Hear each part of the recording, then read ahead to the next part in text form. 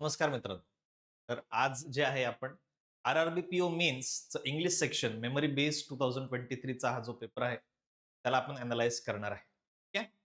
तर ह्या पेपरमध्ये आपल्याला काय-काय बघायला मिळेल? तर 2 आर-सी आहेत, क्लोज टेस्ट आहेत, स्पॉट द एरर्स आहेत, फिलर्स आहेत, सेंटेन्स इम्प्रूव्हमेंट आहेत आणि पॅराजंबल आहे. तर प्रत्येक क्वेशनचं जे आहे एनालिसिस जे आहे ते आपण डिटेलमध्ये बघणार आहे. ठीक आहे. सुरू करूयात.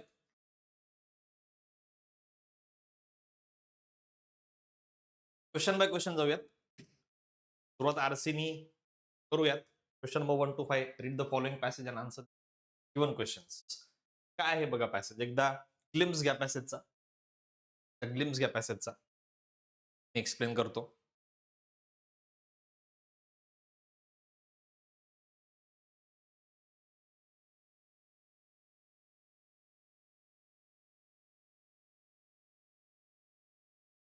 बघा. In recent years the innovative marketing strategy of electric Motors incorporation EMI म्हणजे एक नवीन कंपनी आहे या नावाची. एक कंपनी आहे या नावाची जी इलेक्ट्रिक गाड्या बनवते. है ना? So in recent years the innovative marketing strategy of electric motors EMI म्हणजे त्याचं short form an emerging electric automobile company has become a compelling case study in the automotive industry.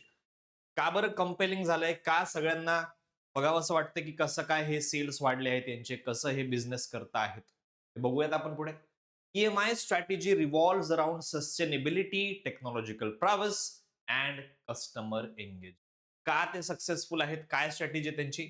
तर ते सस्टेनेबिलिटी, एन्व्हायरमेंट वगैरे टिकून राहणे, सस्टेनेबिलिटीचा विचार करतात.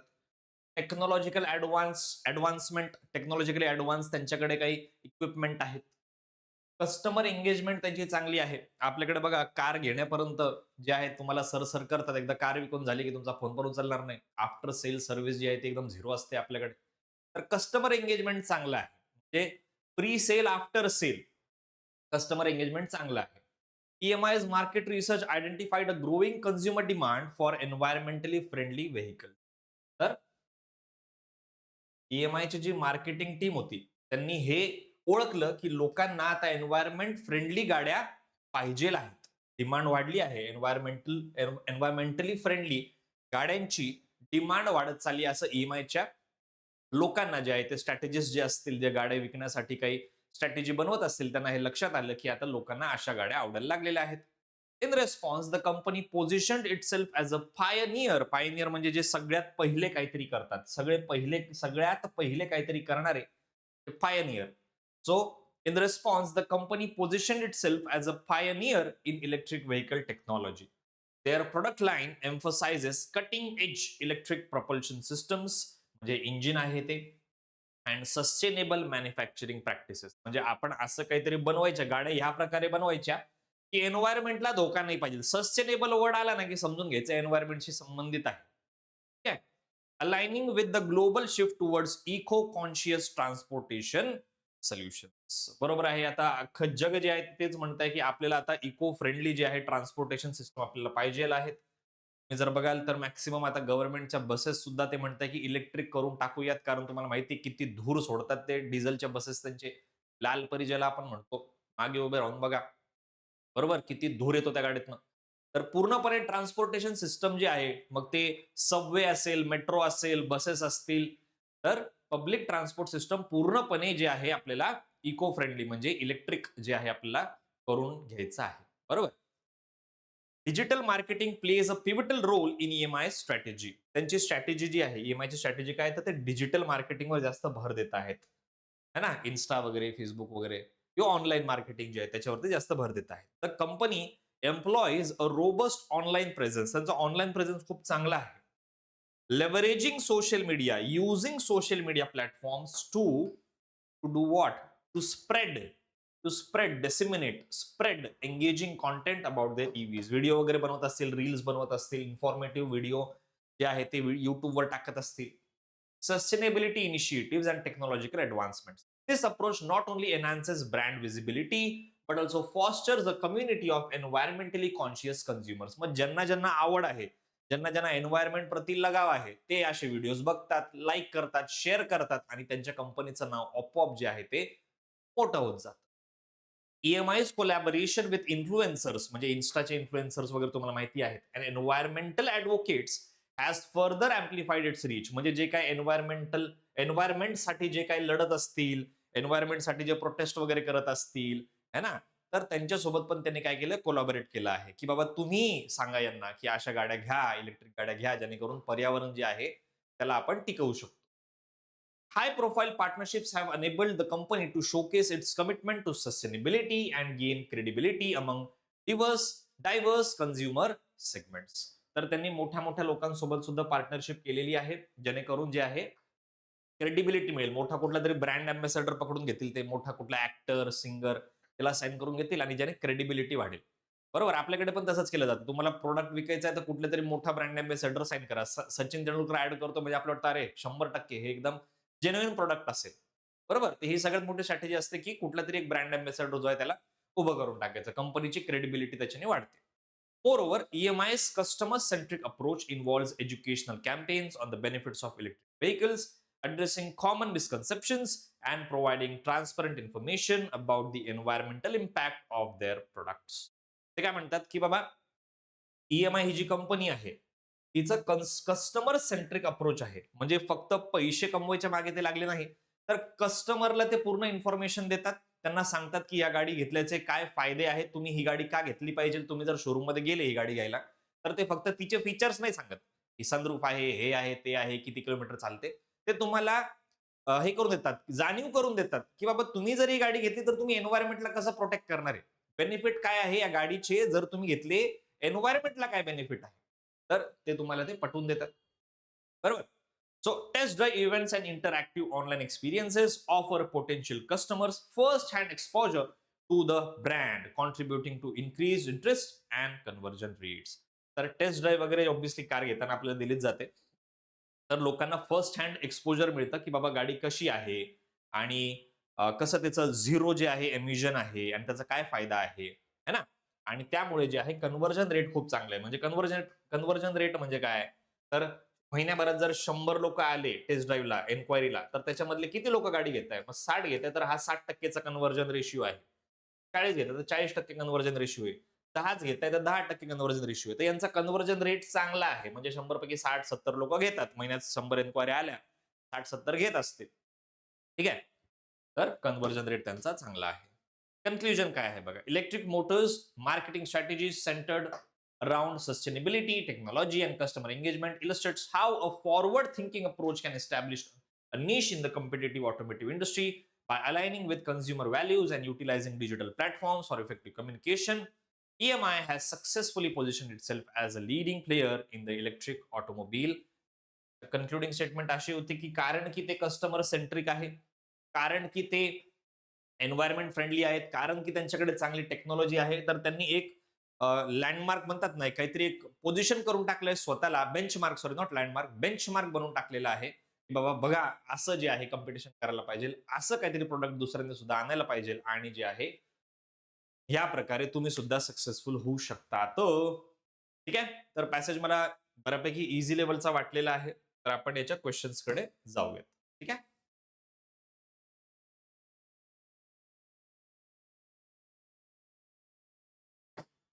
Question number 1. What did EMI's market research that led the company to make strategic changes?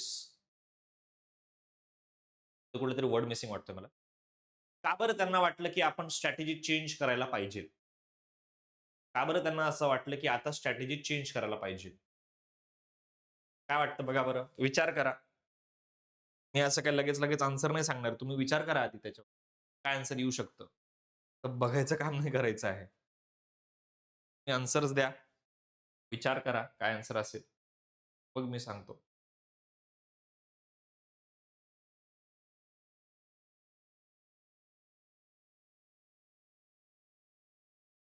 Yes.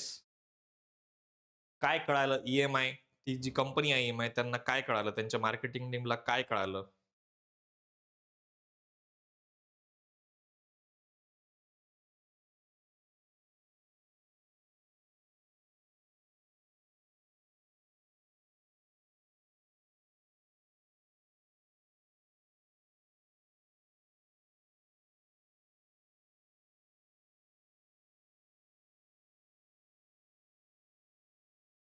Yes. पॅसेजकडे जाण्याची गरज नाही वाटत मला परत. पॅसेजकडे जाण्याची गरज नाही वाटत मला परत. पण तरी just for the sake of the video me market research या शब्दाकडे जातो आणि तिथून आपल्याला आन्सर मिळतं का बघूयात.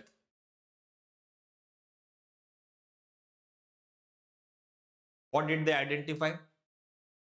They identified a growing consumer demand for environmentally friendly vehicles. त्यांना हे लक्षात आलं की एन्व्हायरमेंटली फ्रेंडली व्हेकल्सची गरज जी आहे ती त्यांना भासते आहे, डिमांड वाढली आहे. मग आन्सर काय पाहिजे याच्यापैकी काय आन्सर पाहिजे बघा. त्याच्यापैकी आन्सर पाहिजे C, discovering and increase demand from consumers for environmental. ही 100% आन्सर काय आहे? सी आहे. ठीक आहे. चला क्वेश्चन नंबर 2 बघा. What benefits might EMI derive from having a robust online presence in the context of their sustainability initiatives? काय फायदा त्यांना होऊ शकतो ऑनलाईन प्रेझेन्सचा? ऑनलाईन प्रेझेन्सचा फायदा ह्या EMI नावाच्या कंपनीला कसं काय होऊ शकतो? ह्या तिघांपैकी. बघा बरं काय वाटतं तुम्हाला या तिघांपैकी काय फायदा होऊ शकतो?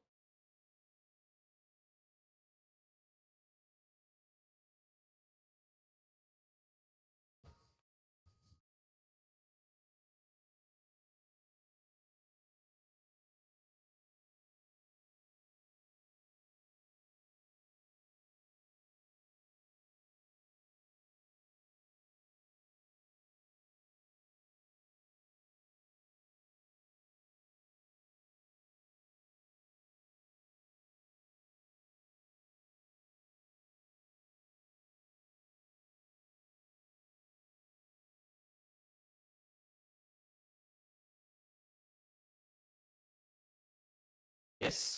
सोपा प्रश्न आहे. काय बेनिफिट होऊ शकतात? फर्स्ट ऑप्शन म्हणतं EMI can expand its market reach targeting a diverse audience interested in sustainable and eco friendly products. हो. Enhances EMI's brand visibility, which can contribute to a positive brand image. Yes. Can create a space for like-minded individuals to engage, share ideas and support the company's sustainability goals. हो, जसं की मी बोललो, लोक share करतील. लोक reel share करतील. है ना? कारण की ते एकाच कम्युनिटीचे आहेत. एन्व्हायरमेंट जसं ग्रुप्स म्हणतात रे आपले WhatsAppवर ग्रुप्स म्हणतात ना. लाईक माइंडेड लोकांचा ग्रुप असतो वेगळा.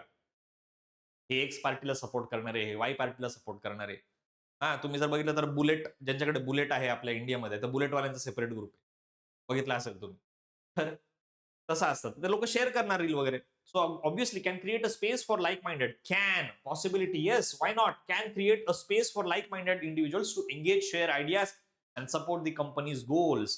1, 2, 3 तिघं आहेत. तिघं जर आहेत, ऑब्व्हियसली याचा आन्सर आहे ई. 1, 2 अँड 3. 1, 2 and good. पुढे बघा. नंबर 3 बघा. What role do test drive events and interactive online experience play in EMI strategy to engage potential customer? Test ड्राईव्हला जेव्हा घेऊन जातात, तेव्हा काय वाटतं तुम्हाला, की काय होतं? काय असर पडतो त्यांचा?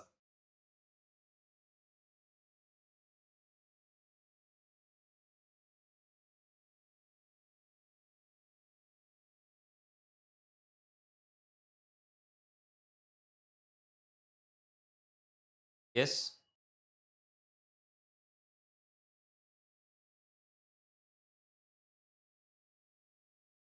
बघा. क्रॉस सेल म्हणजे काय माहिती का? क्रॉस सेलिंग म्हणजे काय? आता बँकमध्ये तुम्हाला काम करायचं, क्रॉस सेलिंग तुम्हाला पाहिजे. आला आहे कस्टमर अकाउंट ओपन करायला आणि तुम्ही त्याला इन्शुरन्स चिपकून देतायत. आला आहे कस्टमर एफ-डी ओपन करायला आणि तुम्ही त्याला, "हां, सर तुमचं वय 60च्या वरती आहे ना, मग आमच्याकडे एक पॉलिसी बरं का खूप चांगली तुमची." "अरे बाबा, मी एफ-डी ओपन करायला." "हो, मला माहिती आहे. एफ-डी ओपन होण्यापर्यंत मी तुम्हाला एक प्रॉडक्टची इन्फॉर्मेशन देऊन टाकतो." क्रॉस सेलिंग काहीतरी वेगळं जे आहे प्रॉडक्ट ते पण विकून टाकायचं. त्याला क्रॉस सेलिंग म्हणतात. बघा, वाटतं का तुम्हाला की काय याच्यापैकी आन्सर असू शकतं? विचार करा. टेस्ट ड्राईव्ह इव्हेंट्स जे असतात, त्याच्याने काय-काय कळू शकतं कस्टमरला जो टेस्ट ड्राईव्हला घेऊन चाललाय गाडी. गाडी चालवल्यानंतर त्याला काय-काय कळेल याच्यापैकी? Obviously fosters engagement by allowing customers to explore features and benefits of electric vehicles. हो, काय फायदे आहेत हे गाडी घेण्याचे हे त्याला कळेल. गाडीचे फीचर्स पण लक्षात येतील गाडी चालवताना. हे तर कॉमन सेन्स आहे. Contributes to increase conversion rates. Yes, conversion rate वाढताय हे आपण बघितलं होतं. इन्क्रीज कन्व्हर्जन रेट आहे. कारण लोकांना गाडी आवडणार ती. While participants may attend for a specific product, test drive events provide opportunities to cross sell other products. हे कुठे दिलंय का? असं कुठे दिलंय का की ते गाडीवाले, ते कंपनीवाले काहीतरी भलतंच प्रोडक्ट विकून देतात मग? हां, इन्शुरन्स पण घेऊन टाका सर, हे पण घेऊन टाका, ते पण टाका. आमची मोटरसायकल पण घेऊन टाका. नाही, असं कुठंच नाही दिलं. मग फक्त ए आणि बी. मग फक्त ए आणि बी कुठे आहे? तर ऑब्व्हियसली बरोबर? चला, आय होप सगळ्यांना समजलं असेल. क्वेशन नंबर 4 बघा. According to the passage, which of the following statement is false? चुकीचं काय आहे ते विचारलंय बरं. यापैकी चुकीचं काय ते विचारलंय. वाचा बरं. विचार करा काय आन्सर असू शकतो.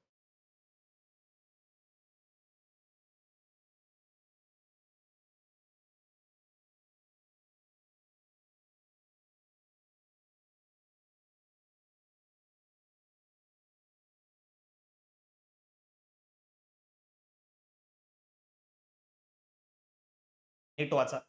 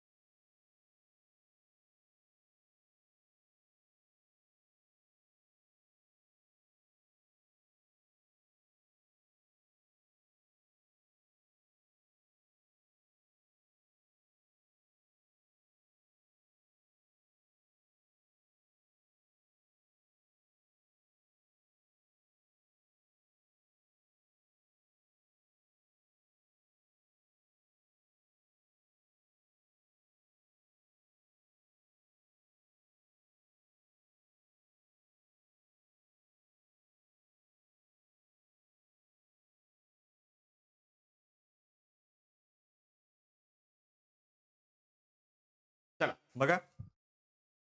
EMI's marketing strategy revolves around sustainability, technological prowess and customer engagement. हे तर ट्रू आहे. हो. पण ते तर फॉल्स विचारतायत. Digital marketing plays a pivotal role in EMI strategy enhancing brand visibility. एक-एक वर्डवर लक्ष द्यायचं आहे. And fostering a community of environmentally conscious consumer. Yes, प्रत्येक वर्ड करेक्ट आहे. EMI collaborates with influencers and environmental advocates to amplify its reach. बघा, amplify हो, वाढवण्यासाठी करतायत. डिक्रीज असतं तिकडे तर रॉंग केलं असतं. पण एम्प्लिफाय वाढवणे हे पण ट्रू आहे. एक-एक वर्ड वरती फोकस करावं लागेल. बरं, आपण काय करतो, थोडंसं वाचतो, हां, बरोबर वाटतंय. तसं नसतं. कुठलं तरी एक वर्ड चुकीचं यूज करतात ते मुद्दाम.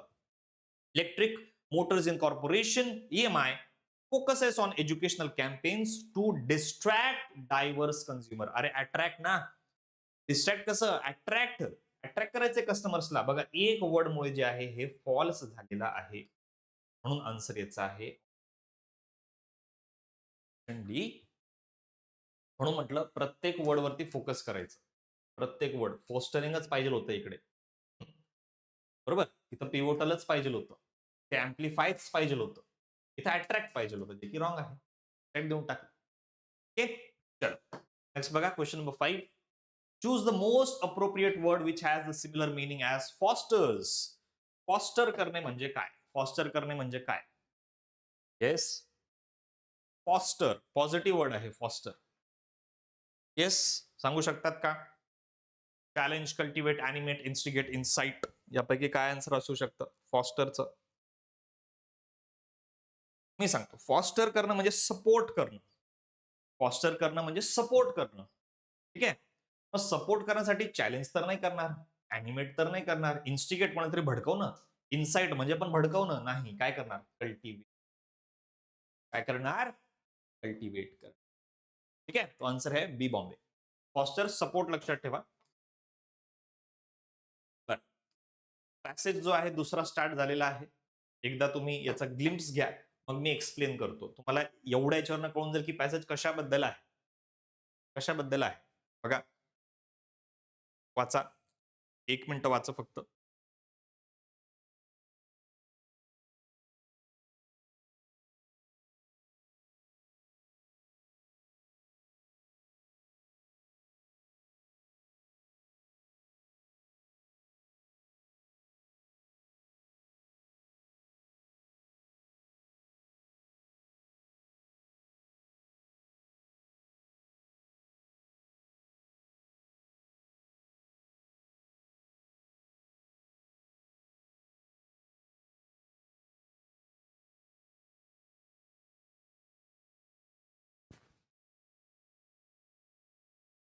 अनालिटिकल पॅसेज आहे, डेटा दिलेला आहे, पर्सेंटेज.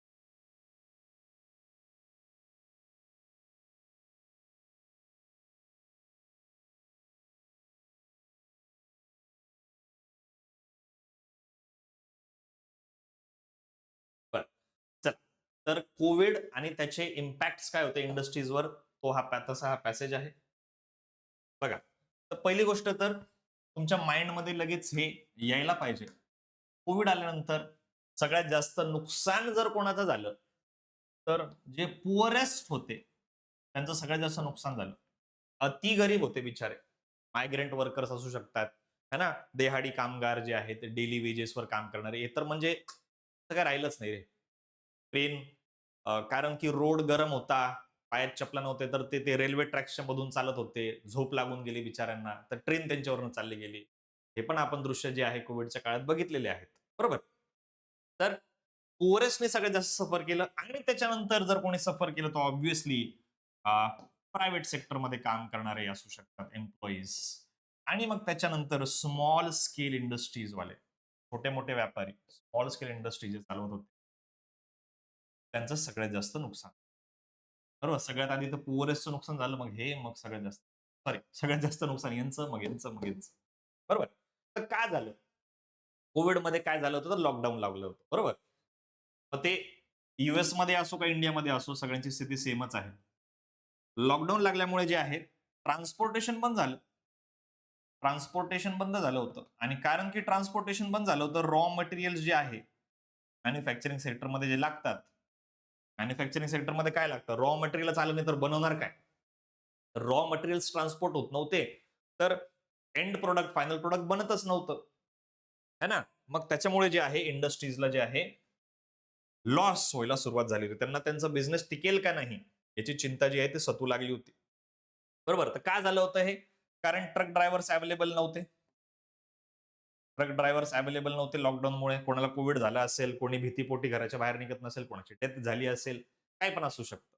बरोबर. याच्याने झालं काय? आता सगळे घरी बसले, तर ईएमआय कुठून भरणार? ईएमआय कुठून भरणार? बँकचा लॉस चालू झाला.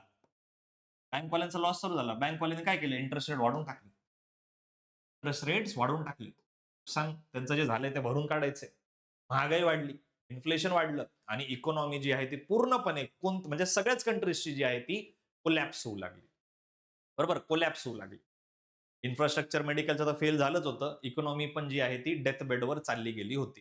हळू ऑक्सिजन पंप करून, लॉकडाऊन हळू कमी करून जे आहे, त्या इकॉनॉमीला जसं-तसं प्रत्येक कंट्रीने वाचवण्याचा प्रयत्न केला होता. सगळ्यांना आठवत असेल. ठीक आहे? तर त्याचबद्दल हा पॅसेज आहे. त्याचबद्दल हा पॅसेज आहे. बरं. See, during the COVID-19 pandemic, businesses face significant challenges. खूप जास्त challenges जे आहेत फेस करावे लागले सगळ्या बिझनेसेसला. With two major issues taking the forefront, समोर, समोर हं, 2 इश्यूज होते. कोणते? डिसरप्शन्स इन द सप्लाय चेनमध्ये डिसरप्शन आलं होतं अँड रायझिंग इन्फ्लेशन. एकतर डिमांड सप्लाय जे आहे, त्याच्यामध्ये अनइव्हननेस आला होता. रायझिंग इन्फ्लेशन होतं. तुम्ही मला सांगा, तुमचं जर एक बॅग बनवण्याचा बिझनेस आहे, दप्तर, स्कूल बॅग्स तुम्ही बनवतात. कोव्हिडमध्ये तर सगळे स्कूल बंद पडल्या होत्या. नवीन बॅगची डिमांड पूर्ण बंद झाली आणि तुम्ही 1,00,000 बॅग्स ऑलरेडी करून ठेवले. मागच्या वर्षाच्या डेटानुसार, की यावर्षी आपले 1,00,000 बॅग जातीलच जातील. पण काय अंगावर पडलेत. सप्लाय चेन डिसरप्ट झाली. कारण कोणी बॅग घेईना तुमची. महागाई वाढते आहे. A concern that heightened in the spring of 2021. The pandemic causing isolation measures, हे जे आयसोलेशन मेजर्स घेतले होते, घरातच बसा, बाहेर निघू नका, led to unpredictable shifts in demand for goods and services. बरोबर आहे. आता लोकांचे जे आहे डिमांड चेंज झाल्या होत्या. डिमांड कसल्या वाढल्या होत्या? फूड प्रोडक्ट्सचे डिमांड वाढले होते. मास्कचे डिमांड वाढले होते. सॅनिटायझरचे डिमांड वाढले होते. बाकी कसलं काही गरजच नव्हती ना. हा लॅपटॉप वगैरेची डिमांड वर्क फ्रॉम होमसाठी वाढली असेल. पण बाकी गोष्टींचं काय? फक्त त्याच्यावरच जिंदगी चालते का? बाकी गुड्स अँड सर्व्हिसेसची डिमांडमध्ये खूप जास्त जे आहे प्लंज जे आहे ते झालं होतं. Impacting global supply chains. Ports clogged up म्हणजे काय? तर जे शिपने सामान जातो ना इकडून तिकडे, ते शिप फक्त पार्क करून ठेवले होते. पार्किंग त्यांची फुल झाली होती. Clogged up. Truck driver shortages worsened. Truck ड्रायव्हरचे शॉर्टेजेस जाणवू लागले. येतच नाही कोणी कामावर. And company struggle to secure raw materials. particularly affecting small businesses across the US. As inflation rose due to increased interest rates, जसं मी सांगितलं बँकेने ऑब्व्हियसली इंटरेस्ट रेट वाढवून टाकलं होतं, it remained a persistent issue, continuous issue. The US Census Bureau tracked its impact on businesses through two surveys. दोन सर्वे घेतले आहे या संस्थेने. US Census Bureauने दोन सर्वे घेतले आहे. The Small Businesses Pulse Survey हा पहिला सर्वे आहे, and the more recent Business Trends and Outlook Survey BTOS हे दोन सर्वे घेतलेले आहेत. नाव लक्षात ठेवायचे आहेत. These surveys provided real-time insights into the challenges businesses face. त्या मोमेंटला काय काय ते फेस करत होते याचा डेटा त्यांनी गॅदर केला. The SBPS पहिला सर्वे published weekly revealed that by May 2021, 29.4 आकडे लक्षात ठेवायचे. 29.4 of 29.4% of small businesses experienced domestic supplier delays. Supplies येत नव्हता रॉ मटेरियलचा वगैरे. Rising to 35.8 by May 2021. Foreign supplier delays also increased to how much? 19.2% over the course of this survey. बरं. Year same कैसे लिख दिया भाई ने? ठीक है, देखते हैं. Foreign supplier delays also increased to 19.2 over the course of the survey. The BTOS starting in July 2022 continued tracking supply chain issues in the initial phase. In the initial phase, 36.1% of small businesses reported domestic supplier delays and 13% faced foreign supplier delay. बघा, तर data लक्षात ठेवायचा आहे. यांच्या सर्वेनुसार 29.4 चा 35.8 झालेला आहे. मे मध्ये मे बी सुरुवातीला आणि एंडला तेवढं ते म्हणतायत.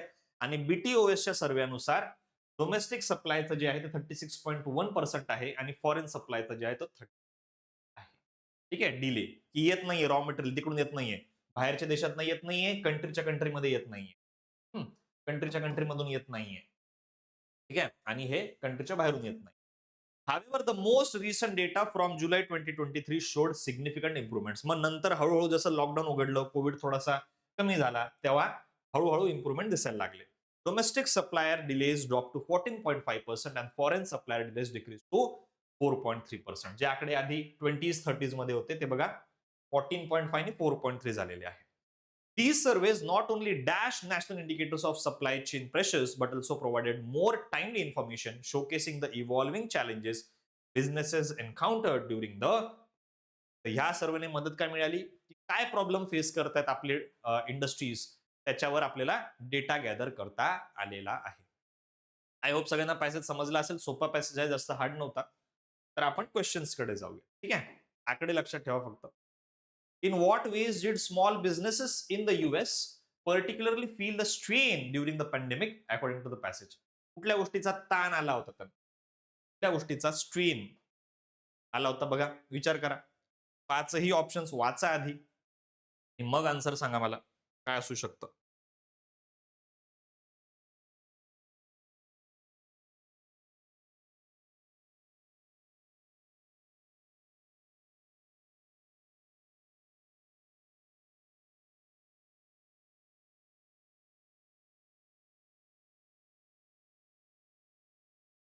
पर्टिक्युलरली फील बरं का, पर्टिक्युलरली फील म्हणजे सगळ्यात मोठं रिझन काय आहे याच्यापैकी? सगळ्यात मोठं रिझन पर्टिक्युलरली. क्वेश्चन मध्ये पर्टिक्युलरली या शब्दाचा खूप इम्पॉर्टन्स आहे.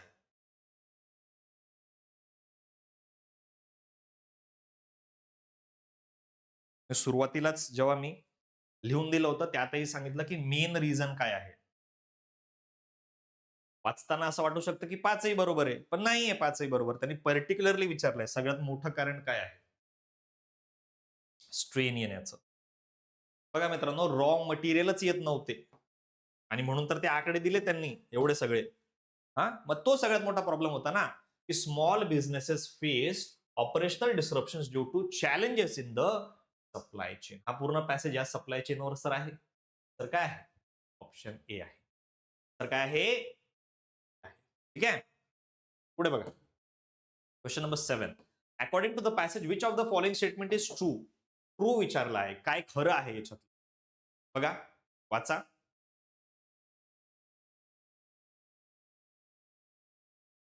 याच्यापैकी काय ट्रू आहे?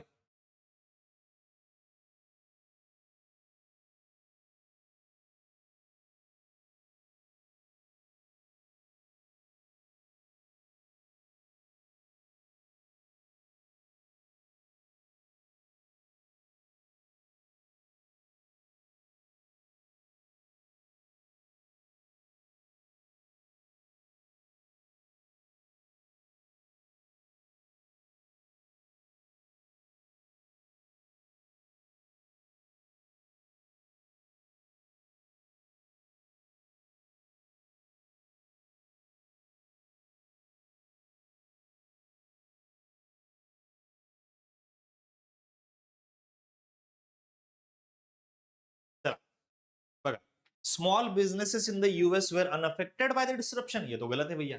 ऐसे काय अनअफेक्टेड? ऑब्वियसली दे वर affected by supply chain disruption. True विचारला आहे तर फॉल्स झालं. बाकीचं जे आहे आपण लगेच जे आहे त्या तेवढ्या सेक्शनवर जाऊयात. बघा. As inflation rose due to increase in interest rates, it remained a persistent issue. The US Census Bureau tracked its impact on business through two surveys, the Small Business Pulse Survey and the more recent Business Trends and Outlook Survey. These surveys provided real-time insights into the challenges businesses faced. मग फक्त एक minute, second passage. हे बघा, पहिली गोष्ट तर small बिझनेसेसवर केलं होतं. आणि ओनली शब्द आला ना समजून घ्यायचं की भाई कुछ तो दाल में काला आहे. फक्त फक्त एवढंच केलं, फक्त तेवढंच केलं. ओनली शब्द मॅक्सिमम टाइम जे आहे ते चुकीचा असू शकतो. ओनली, फक्त नाही शक्य. पूर्ण पॅसेज त्यासाठी वाचावं लागेल. तर लार्ज बिझनेस तर नव्हते, स्मॉल होते. आणि ओनली आहे तर मी ऑब्व्हियसली त्याला फॉल्स करणार. ठीक आहे. तर ओनली तेवढं नाही केलंय. ये भी फॉल्स है, ये भी फॉल्स. तिसरं बघा. The small businesses pulse survey SBPS was initiated in July 2022. No, May 2021. May 2021 होता ना. हे पण रॉंग आहे. The SBPS published weekly tracked the impact of inflation on business through real time insights. Impact of inflation नाही, supply chain. Supply chain इन्फ्लेशनचा impact थोडी check करत होते. डोमेस्टिक सप्लाय किती, फॉरेन सप्लाय किती, काय इम्पॅक्ट पडला ते करत होते. इन्फ्लेशनचा इम्पॅक्ट थोडी चेक करत होते. फॉल्स आहे. ईचे चान्सेस 100% आता वाढलेले आहेत. The business trends and outlook survey showed a decrease in domestic and foreign supply delays from the initial phase in July 2022 to most recent data in July 2023. बरोबर आहे. 30s मधनं आकडा 14.5, 4.5 यावर पोहोचलेला होता. 100% याचा आन्सर काय आहे? तर काय आन्सर आहे?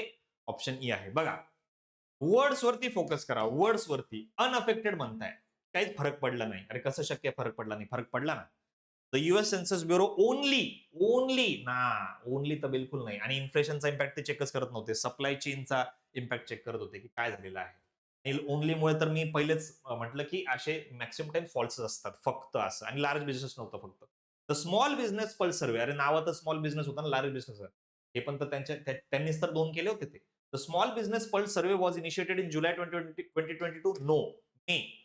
The SBPS publish weekly track the impact of inflation. No, supply chain. मग 100% आन्सर जे आहे ते ऑप्शन ई आहे.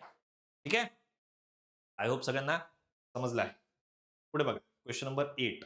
According to the passage which of the following statement is true. परत ट्रू विचारलं बघा. याच्यापैकी काय ट्रू आहे? याच्यापैकी काय ट्रू आहे बघा.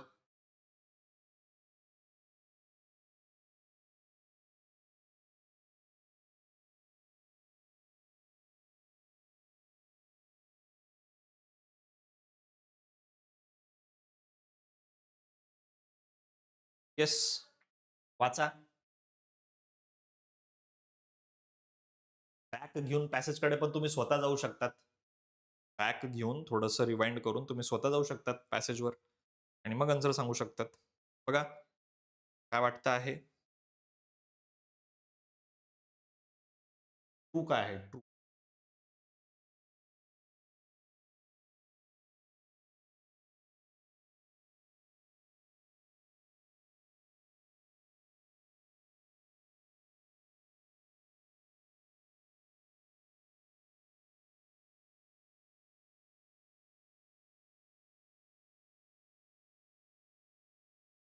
चला, बीटीयूएस म्हणताय मे 2021.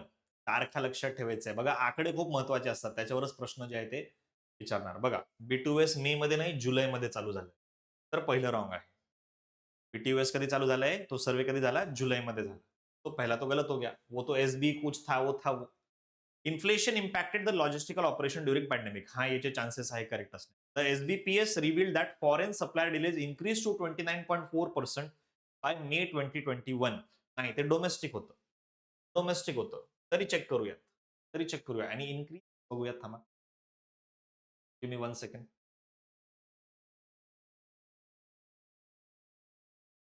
नाही, 35.8 ला पोहोचला. 29.4 पासनं 35.8 ला पोहोचला. मग 29.4 आकडा चुकीचा आहे. 35.8 आकडा पाहिजे होता. 30 to 35.8% is to 35.8%. Is wrong. Second अजून आहे पिक्चर मध्ये. The disruptions in the supply chain during the pandemic primarily affected large businesses. No, it affected small business. हे पण रॉंग आहे. आन्सर काय आहे? आन्सर आहे मुळे काय झालं? लॉजिस्टिकल ऑपरेशन जे आहे ते तर परिणाम झाला. है ना, इकडून तिकडे प्रोडक्ट जात नव्हते. लॉजिस्टिकल इश्यूज होत होते. ट्रक ड्रायव्हरचे शॉर्टेजेस होते. रॉ मटेरियल इकडून तिकडे जात नव्हतं. त्याला असं म्हणतात लॉजिस्टिकल सप्लाय जो आहे तो ठप्प झाला होता. आन्सर काय आहे? बी बॉम्बे आहे. ट्रिकी क्वेश्चन होता कारण की याच्यातले वर्ड्स जे आहेत ते क्लिअरली सांगत नव्हते की एक्झॅक्टली बाबा त्यांना काय जाणून घ्यायचं आहे. एक्झॅक्टली काय झालंय. तर लॉजिस्टिकल ऑपरेशन ज्यांना माहित नाही की बाबा ट्रान्सपोर्टेशन रिलेटेड आहे, सामान इकडून तिकडे नेणं, तर त्यांना हा क्वेश्चन थोडासा ट्रिकी वाटू शकतो. पुढे बघा क्वेश्चन नंबर 9. ब्लँक. काय भैया blank? Where's the blank? I didn't see any blank. Okay, this one. These surveys not only dash national indicators. These surveys not only dash national indicators of supply chain. Dash. Not only dash. बघा बरं काय answer असू शकतं? काय असू शकतं? सोचो. हा डेटा काय करतोय? दाखवण्याचं काम करतोय ना. हे आकडे काहीतरी दाखवण्याचं काम करतोय. दाखवण्याचं काम करतो. फोर्ज नाही, प्रिझ्युम नाही, पास्टची घटना आहे. तर आन्सर आहे मिरर्ड म्हणजेच रिफ्लेक्टेड. दाखवण्याचं काम करत होते. दीज नंबर्स मिरर्ड म्हणजे रिफ्लेक्टेड द सिच्युएशन. तर आन्सर काय आहे? बघा पॅसेजकडे जाऊ. हे बघा. These surveys not only dash national indicators of supply chain but also provided. बघा आता इथे जर प्रोव्हाइडेड आहे तर कॅल्क्युलेट तर तुम्ही इकडे टाकूच नाही शकत. इथे पास्ट आहे, इथे सुद्धा पास्टच पाहिजे. मग not only mirrored but also provided.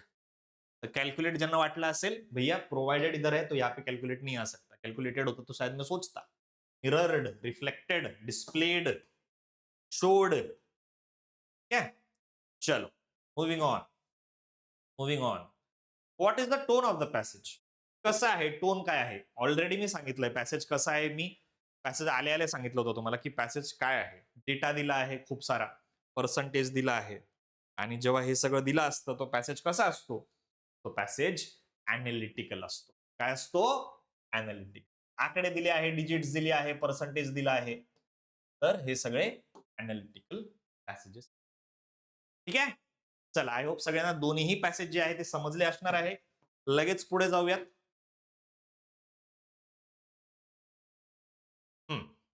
एकदा वाचा बरं. एक बार पढो इसको. पॅसेजला वाचा. पहिले आपण बघून घेऊयात इन्स्ट्रक्शन्स काय दिले आहेत. कारण मला बोल्ड वर्ड्स दिसत आहेत ना. So in the following passage there are words highlighted which have been numbered. These numbers are printed below the passage and against each 5 options are given. In 4 options, one word is suggested in each option. Find out the appropriate word which replaces the highlighted word appropriately. If the word given in the passage is correct, choose option. No replacement required as the correct choice. म्हणजे basically त्यांनी जे bold word दिले त्याच्या जागेवर options पैकी कोणता word fit बसतो, replace करू शकतो हे सांगायचं आहे. बघा एनहॅन्स बरोबर आहे का त्याच्या जागेवर काही येऊ शकतं. डिग्रेडिंग बरोबर आहे का त्याच्या जागेवर काही येऊ शकतं. कोलॅबोरेशन, कोहेरंट, क्रिटिसाइज, मेंटेनन्स हे वर्ड त्यांच्या जागेवर बरोबर आहे का त्यांच्या जागी काहीतरी दिलेल्या ऑप्शन्स पैकी काहीतरी फिट बसू शकतं हे तुम्हाला सांगायचं आहे. तर पहिले तर तुम्ही पॅसेज जो आहे त्याची ग्लिम्स घ्या, वाचून घ्या. हे इम्पॉर्टंट असतं क्लोज टेस्ट मध्ये. टोन कळायला पाहिजे की काय म्हणायचं इथे. पॅसेज कशाबद्दल आहे, पॉझिटिव्ह आहे, निगेटिव्ह आहे, कसं आहे हे माहित असणं गरजेचं आहे. बघा बरं.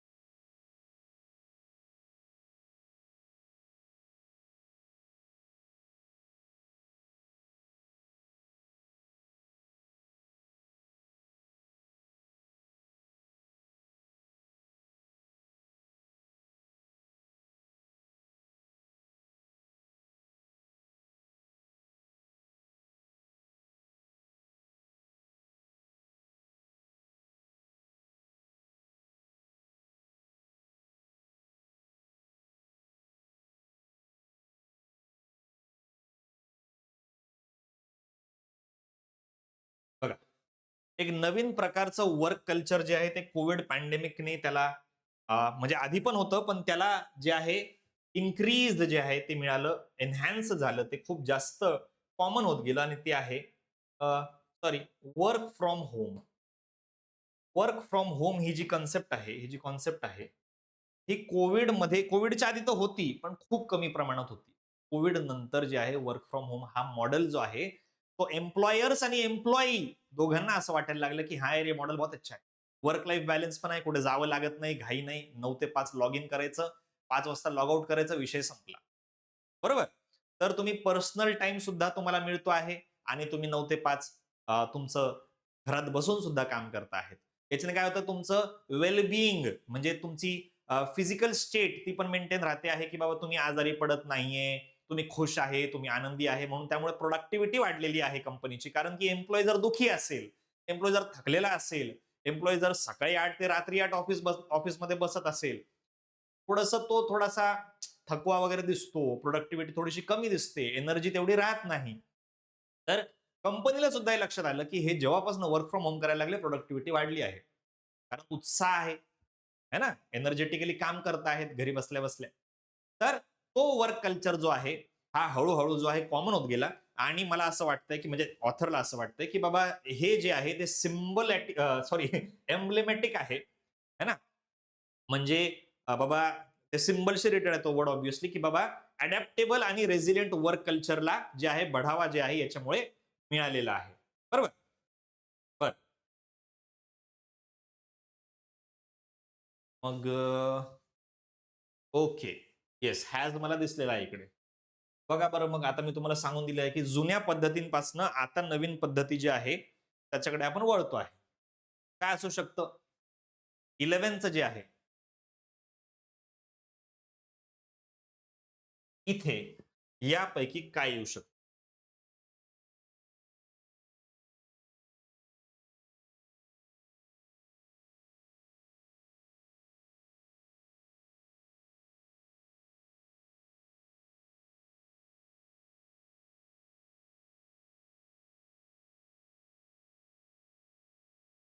येस, हॅज नंतर V3 लागतो सगळ्यांना माहिती आहे.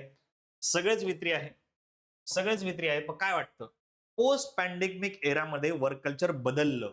वर्क कल्चर काय झालं? बदललं, चेंज झालं.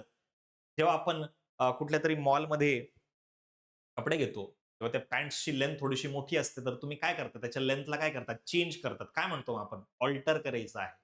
अल्टरेशनला द्यायचं आहे. म्हणजे चेंजेस करायचे. चेंज म्हणजे alter.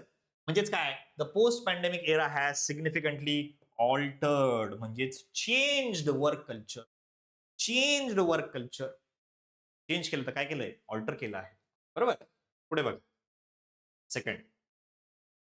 With remote work dash as a lasting घर बसल्या काम, रिमोट वर्क, घर बसल्या काम, remote work dash as a lasting trend. Dash as a lasting trend. असं हे ट्रेंड आहे जे टिकून राहणार आहे. खूप काळापर्यंत. Remote work dash as. काय वाटतं? काय वाटतं? रिमोट वर्क हे जे आहे ही नवीन प्रकारची पद्धती काय होते आहे? त्याला सुरुवात झालेली आहे आणि हे कंटिन्यू राहणार. Emerging as. It is emerging as a lasting. हा ट्रेंड या ट्रेंडला जी सुरुवात झालेली आहे या ट्रेंडची, आता हे ट्रेंड खूप वेळपर्यंत चालू राहणार. घर बसल्या काम, रिमोट वर्क. ठीक आहे. The traditional 9 to 5 office routine has given way to a more flexible approach emphasizing productivity over physical presence. Virtual dash tools have become indispensable. हे Zoom, Google Meeting आता हे जे आहे यांना ऑप्शन नाहीये. हेच बेस्ट ऑप्शन्स आहेत. Virtual dash, virtual dash tools, virtual dash tools have become indispensable. काय वाटतं बघा? Virtual dash tools. देखो, virtual dash tools have become indispensable. देखो क्या हो सकता है इसका आंसर? सोचो. Virtual dash tools. थोड़ा सा ट्रिकी है ये प्रश्न.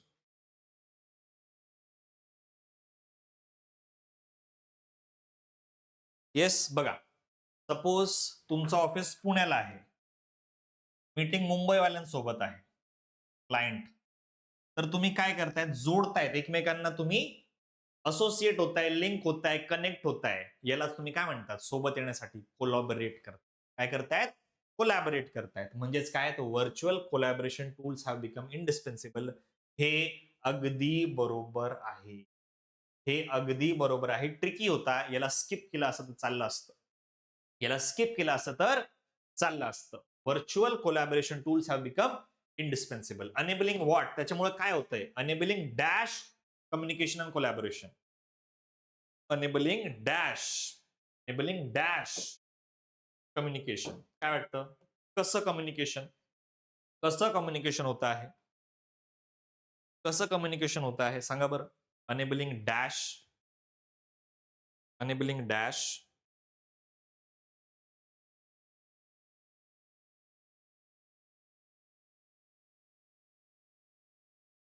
येस, कसं असेल, कसं कम्युनिकेशन असेल. मध्ये काहीच बाधा येत नाहीये, मध्ये काहीच अडथळा येत नाहीये. मीटिंग चालू असताना मध्येच चहावाला नॉक करत नाहीये, मध्येच फरची पुसणारा घुसत नाहीये, है ना. कसलाच डिस्टर्बन्स नाहीये. कम्युनिकेशन मस्तपैकी लॅपटॉप समोर एकमेकांचं चाललं आहे. तर ते कसं कम्युनिकेशन आहे, सीमलेस. कसं कम्युनिकेशन आहे, सीमलेस कम्युनिकेशन आहे. So obviously enabling seamless communication and collaboration. Answer काय आहे, डी बॉम्बे आहे.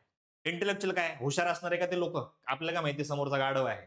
इंटेलिजंट, कर्तव्य दक्ष कम्युनिकेशन नाही. इम्पेडिमेंट, अडथळा नाही, अडथळा तर बिलकुल नाही. सीमलेस, स्मूथ, कंटिन्युअस, एकदम छान मक्खन जैसा कम्युनिकेशन चलता है.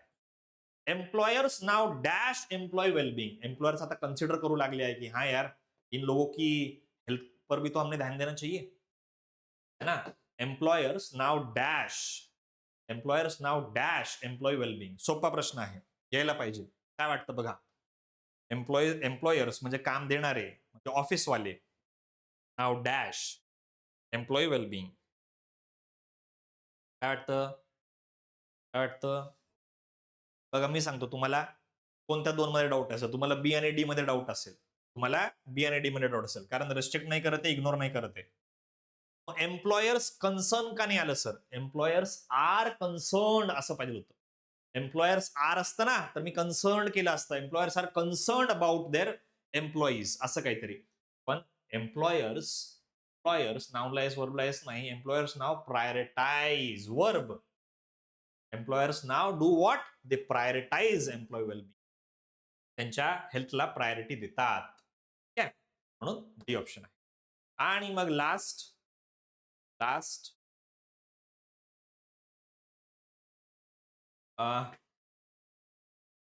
marking a lasting dash, marking a lasting dash in how we approach work in the modern age.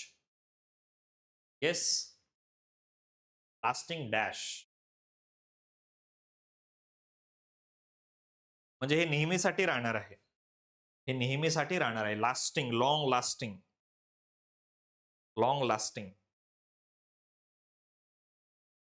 Yes, हा बदल आहे ना, बदल आहे, हा वर्क कल्चर मधला बदल आहे. बदल आहे तर मार्किंग अ लास्टिंग ट्रान्सफॉर्मेशन. खूप मोठा ट्रान्सफॉर्मेशन, असं ट्रान्सफॉर्मेशन जो कदाचित पुढे फ्युचरमध्ये टिकून राहील. म्हणजे 100 वर्षानंतर मला असं वाटतं सगळेच घर बसल्याच काम करतील. एआय वगैरे आलेला असेल, मला कमांड वगैरे द्यावी लागेल, फक्त काम घर बसल्या होऊन जातील. बरोबर. आय होप सगळ्यांना क्लोज टेस्ट समजली आहे. स्पॉट देअरचे प्रश्न आहेत. जो बोल्ड केलेला पार्ट आहे त्याच्यात काहीच एरर नाही. जो बोल्ड केलेला पार्ट आहे त्याच्यामध्ये काहीच एरर नाही, पण बाकीच्या पार्ट्स मध्ये एरर असू शकतो. चला बघा बरं, कशात एरर आहे बघा, विचार करा आणि मला सांगा.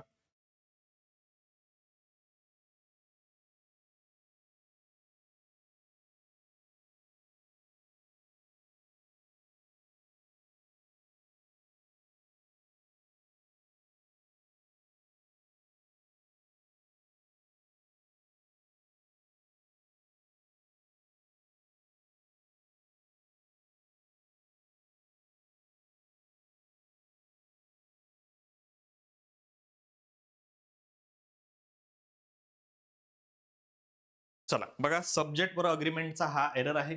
नायदर आणि नॉरचा रूल आहे. बरोबर. नायदर नॉरचा रूल काय आहे बघा. नायदर नॉरचा रूल काय आहे? जेव्हा दोन सब्जेक्ट्स नायदर नॉरने जुळतात, वर्ब जो आहे नियरेस्ट सब्जेक्ट सोबत अग्री करतो. जसं की बघा, मी म्हटलं neither Ram nor his friends, किंवा neither Ram nor his friends, ठीक आहे चला, इज आर प्रेझेंट. राम पण नाही आलाय, त्याचे मित्र पण नाही आले आहेत. जेव्हा दोन सब्जेक्ट नायदर नॉरने जुळतात, वर्ब जो आहे नियरेस्ट सब्जेक्ट सोबत जुळतो. नियरेस्ट कोण आहे? राम आहे का? नाही. नियरेस्ट फ्रेंड्स आहे. है ना? लिहिलं असं सरळ तर तेच नियरेस्ट असणार आहे. तर फ्रेंड्स नियरेस्ट आहे, तर फ्रेंड्सच्या हिशोबाने वर्ब लागेल, तर आर याचा. Neither Ram nor his friends are present. हा आर कोणामुळे लागला? फ्रेंड्समुळे लागला. फ्रेंड्सलाच का बरं कन्सिडर केलं? कारण नायदर नॉरने जोडले आहे.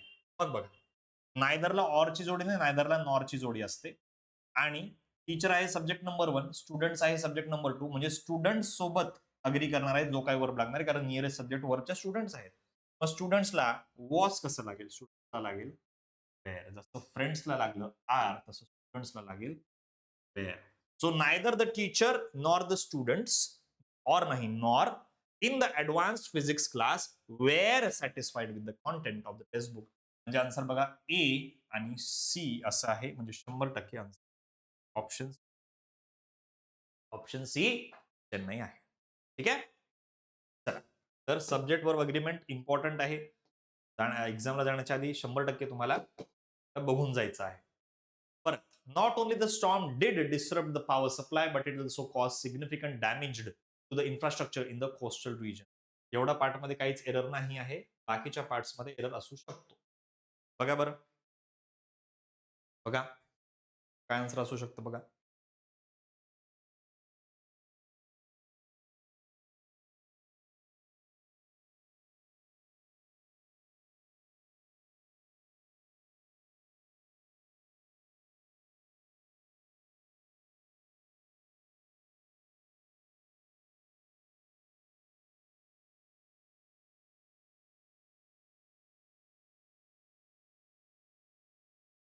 सोपा प्रश्न आहे. एक एरर तर तुम्हाला सापडला, तो डॅमेज्ड मध्ये आहे, तुम्हाला पण माहिती आहे. सिग्निफिकंट डॅमेज नाही, सिग्निफिकंट डॅमेज असं पाहिजे. आणि सी तर मला 2 जागेवर दिसत आहे ना, इथे आणि इथे दिसतंय. तर कन्फ्युजन तुम्हाला ह्या 2 ऑप्शन मध्ये होऊ शकतो. पण मी सांगतो एरर कशात आहे. नॉट ओनली आणि बट अल्सो हा जो असतो, नॉट ओनली बट अल्सो हा जो कनेक्टर आहे, नॉट ओनली बट अल्सो, तर जेव्हा पण नॉट ओनलीने सेंटेन्सची सुरुवात होते, त्याच्यानंतर हेल्पिंग वर्ब लागतो. नॉट ओनलीच्या एक्झॅक्ट राईट साईडला काय लागतो? हेल्पिंग वर्ब लागतो. कोणते कोणते असे शब्द आहेत ज्याच्यानंतर लगेच हेल्पिंग वर्ब लागतो? No sooner, hardly, barely, rarely, scarcely,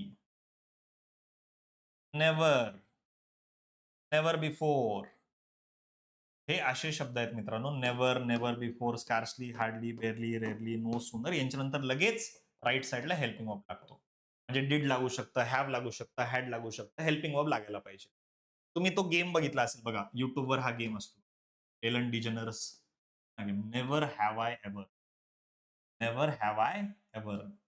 मी असं कधीच नाही केलं. तर नेव्हर आय हॅव एव्हर नाही म्हणत, never have I, never have I ever.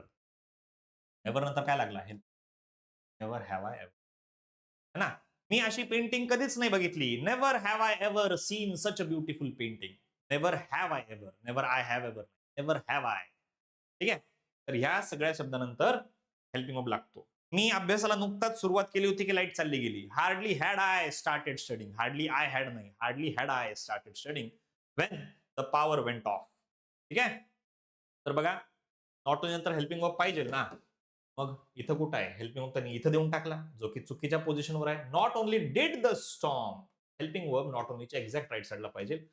पोझिशनिंगचा error आहे. आणि सिग्निफिकंट ऍडजेक्टिव्ह, ऍडजेक्टिव्हच्या राईट साईडला noun, significant damage, significant damage. याच्यात एक एरर, याच्या पोझिशनिंग एरर, ए आणि सी मध्ये एरर. आन्सर आहे तर काय आहे? सी चेन्नई. ठीक आहे. आय होप सगळ्यांना समजलं आहे. पुढे बघा, number 19. During her vacation, she hoped to explore charming local markets indulge in delicious regional cuisines, and immerse her in the rich cultural tradition.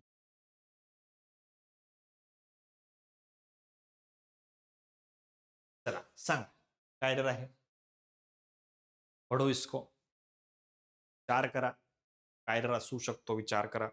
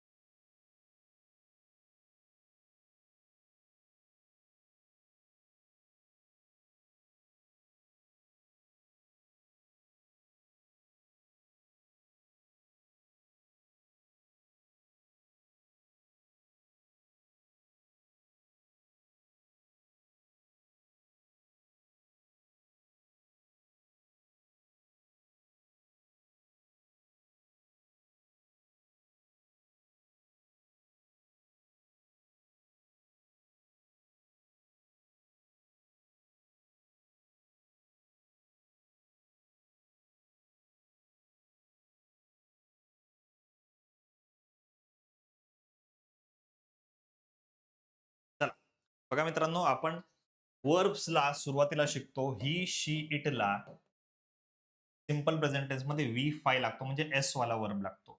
आणि आय, वी, यू, दे ला व्ही वन म्हणजे बिना S वाला वर्ब लागतो. मग शी hope कसं? शी hopes पाहिजे, बरोबर. During a vacation she hopes किंवा होप्ड पाहिजे होतं पास्ट टेन्स मध्ये. पास्ट टेन्स मध्ये होप्ड आणि प्रेझेंट टेन्स मध्ये होप्स पाहिलं होतं, पण 100% एरर तर याच्यातच आहे ना. पुढे बघा, to V one comma V one काहीच प्रॉब्लेम नाही. इंडर्जला इनच लागतं. इंडर्जला इनच लागतं, फिक्स प्रिपोजिशन, काहीच एरर नाही. स्वतःला बुडून टाकणारे का कुठल्या दुसऱ्या पुरीला, मग हर कसं, हर तर थर्ड पर्सन हो जाएगा. स्वतःला her self, her self. During her vacation, she hoped to explore charming local markets, indulge in delicious regional cuisines, म्हणजे पदार्थ जेवणाचे, and immerse herself in rich cultural traditions. So the answer is A and D. Answer काय आहे? पुढे बघा, question number 20. After the disagreement, they each took a moment to calm themselves before discussing the issue further. बघा काय answer आहे बघा, काय वाटतं?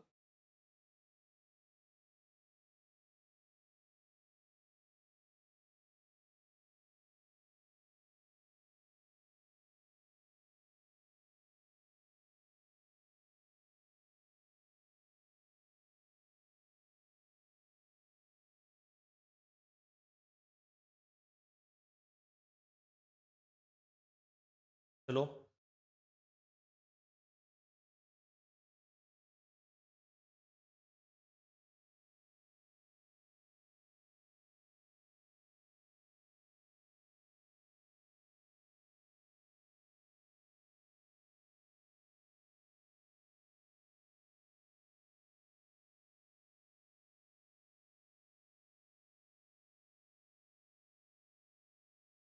बघा, आफ्टर द डिसअग्रीमेंट दे इच टुक म्हणजे पास्ट टेन्सची घटना आहे, काहीच प्रॉब्लेम नाही. अ नंतर मोमेंट सिंग्युलर काहीच प्रॉब्लेम नाही. अ नंतर सिंग्युलर काहीच प्रॉब्लेम नाही. टू नंतर वी वन काहीच प्रॉब्लेम नाही. काम देमसेल्फ देला जो आहे पॉझिटिव्ह देमसेल्फ लागला, काहीच प्रॉब्लेम नाही. बिफोर डिस्कसिंग, डिस्कसिंगला अबाउट नाही लागला, काहीच प्रॉब्लेम नाही. इश्यूला फार्दर नाही फर्दर लागला, पुढे लांब नाही फर्दर, काहीच प्रॉब्लेम नाही. सगळे वर्ड्स बरोबर आहे. आन्सर आहे नो. तर काय आहे? नो एरर आहे. तर काय आहे? No error. ठीक आहे. तर हा नो एरर आहे. थोडासा स्क्रीनचा प्रॉब्लेम झालेला आहे. थोडासा जो आहे स्क्रीनचा प्रॉब्लेम झालेला आहे. पीसी जर शटडाऊन झाला, मी रिस्टार्ट करेल पीसी. थोडा 1-2 मिनिटाचा ब्रेक होऊ शकतो. ठीक आहे. चला पुढे जाऊयात. 21. 21. Scarcely she had entered the room when the unexpected applause erupted, surprising her as the audience acknowledged her a remarkable performance.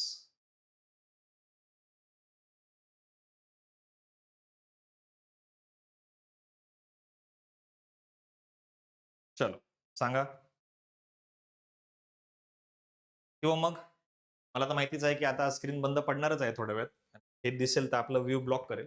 तर पार्ट 1 आणि पार्ट 2 असे 20 प्रश्न, 20 प्रश्न, 40 प्रश्न आहे टोटल. तर तसं मी काहीतरी करतो. 20-20 प्रश्नांचं अॅनालिसिस पार्ट 1, पार्ट 2 असं करूयात. कारण थोड्या वेळात ते हँग होणार आहे मला माहिती. ठीक आहे? तर पार्ट 1 ला 20 प्रश्न, पार्ट 2 ला 20 प्रश्न आपण असं करूयात. 20 प्रश्न आपले ऑलरेडी झालेले आहेत.